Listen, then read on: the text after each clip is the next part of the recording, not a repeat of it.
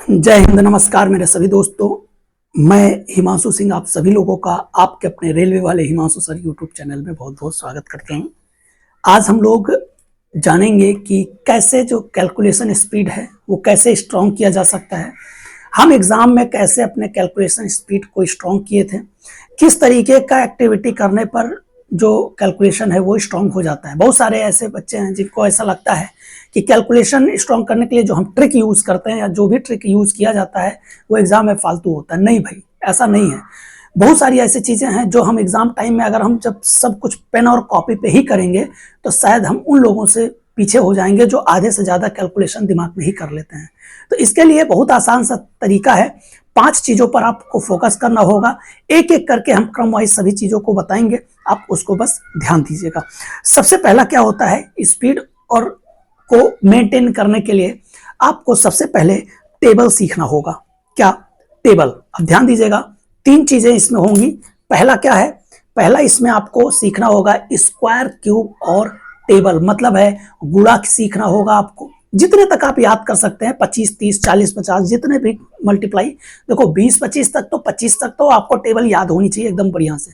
25 नहीं तो 20 तक भी याद करोगे, काम चल जाएगा, कोई बहुत बड़ी बात नहीं है 20 तक। लेकिन स्क्वायर और क्यूब तो आपको बढ़िया अच्छा खासा आना चाहिए। 25 तक तो क्यूब पूरा का पूरा रटा होना चाहिए। और स्क्वायर की अगर हम बात करें तो वो जितना ज्यादा से ज्यादा याद हो सके वो याद करना है। लेकिन अगर मान लो नहीं याद होता तो उसको मल्टीप्लाई करना कैसे है वो सीखा होना चाहिए। जैसे 15, 25, 35, 45, जिसमें 5 डिजिट होता है लास्ट अंतिम डिजिट, तो उसका मल्टीप्लाई हम लोग आसानी से स्क्वायर याद कर लेते हैं। ये चीजें होता है। तो पहला क्या करना है, स्क्वायर और क्यूब और टेबल, ये पूरा का पूरा। और दूसरा अगर हम बात करें तो मल्टीप्लाई आपको सीखना होगा। मतलब है दूसरा पॉइंट क्या होगा, मल्टीप्लाई का। मल्टीप्लाई कैसे, 2 डिजिट और 3 डिजिट दोनों का मल्टीप्लाई, वो भी फास्ट तरीके से सीखना होगा। क्योंकि एग्जाम में क्या होगा, यही एक दिक्कत हो जाती है कि आप 2 डिजिट और 3 डिजिट का जो मल्टीप्लाई है वो लिखते हैं और फिर एक एक टेबल पढ़ना शुरू कर देते हैं। वहीं पे आपसे हो जाती है क्या, चूक हो जाती है। और चूक किसी ऐसा नहीं कि आपको 2 डिजिट का मल्टीप्लाई कर देंगे तो दे देंगे तो आप नहीं लगाओगे, लेकिन आप लगाओगे उसको 10 सेकंड में, 5 सेकंड में, और हम लगाएंगे उसको 2 सेकंड में। तो यहाँ पे जो खेल होता है ना एग्जाम में, कंपटीशन में, वो अब खेल हो चुका है समय का। समय आपको मेंटेन रखना पड़ेगा, तभी आप एग्जाम में अच्छा स्कोर कर पाओगे। तो पहला स्क्वायर, क्यूब और टेबल। दूसरा क्या करना है, आपको 2 डिजिट और 3 डिजिट का मल्टीप्लाई करना है, सीखना है। और तीसरा है डिविजिबिलिटी रूल कि 2 से कौन सी संख्याएं कटती हैं, 3 से कौन सी कटेंगी, 9 से, 7 से, 8 से, 11 से, 15 से, 16 से, या 7 से, 6 से।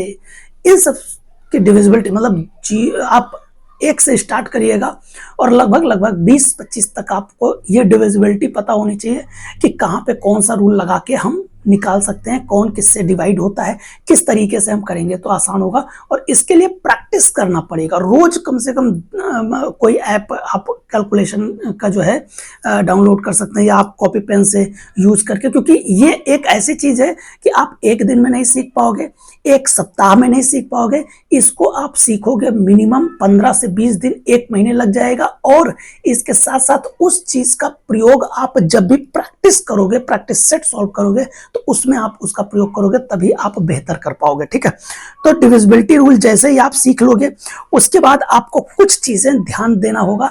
जैसे नंबर सिस्टम के टॉपिक को अच्छे से पढ़ना होगा।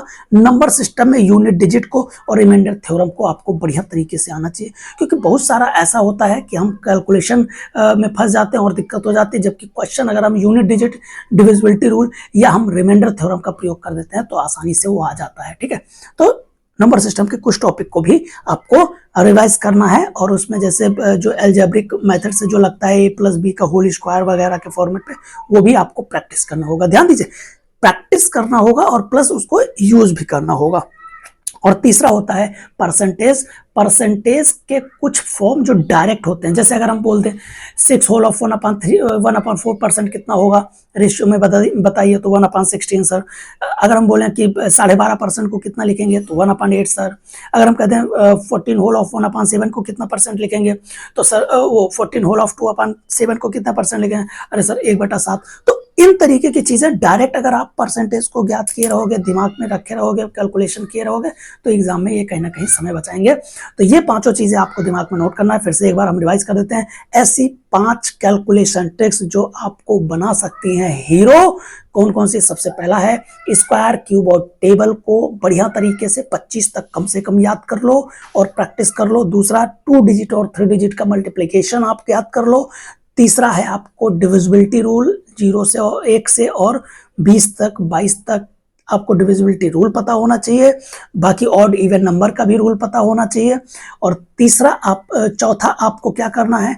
तो चौथा नंबर सिस्टम में यूनिट डिजिट, रिमाइंडर थ्योरम और अलजेब्रिक मेथड से जो क्वेश्चन लगते हैं उनके ट्रिक्स पता होने चाहिए और स्पीड मेंटेन करना चाहिए। यूनिट डिजिट किस तरीके से कहाँ पे प्रयोग करना है वो भी पता होना चाहिए।